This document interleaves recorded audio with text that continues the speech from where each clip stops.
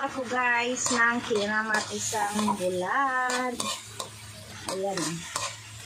Nagisa ko na yung bawang, sibuyas, at saka itong kamatis pa. Labasin lang natin yung ano niya guys. Yung katas niya kasi yun ang mas masarap pag lumabas yung katas. Balikan natin ulit sir.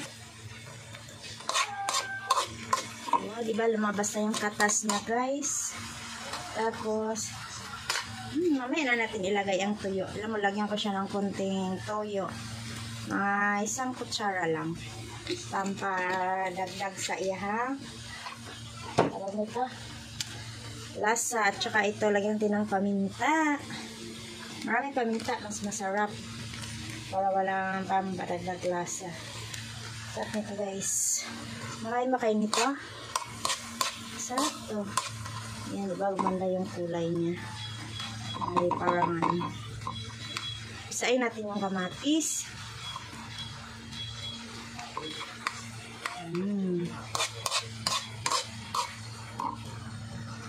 Ayan nasa guys. Tapos lagyan natin siya ng konting suka. Kasi maalat yung ano natin eh. Kunti lang suka guys. Parang ano lang. Patay na ano. Tapos ilagay na natin ang ating bulad. Ayan guys oh. Makain ba kayo nito guys? Bulad-bulad. Bulad na may kamatis. Uy, kasarap nito. Diba? Tapos haluin natin siya guys. Iano natin. Ang sarap nito guys. Maka-only rice ka talaga. Masarap nga to pag malaki yung bulad mo. Pag malaki ang bulad, mas masarap. Eh, mas masarap din naman to guys. Wala tayong cheese kasi wala tayo sa mahal yung malaking bulad eh. Kaya ganyan na lang. Diba?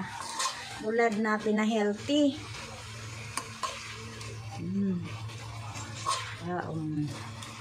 Lubog lang natin siya guys para ano yung lasa ba niya ba. Ang bulad, hindi na siya masyadong maalat. Yan ang ating kinamatisang bulad. Lami kaayo. Kain tayo guys.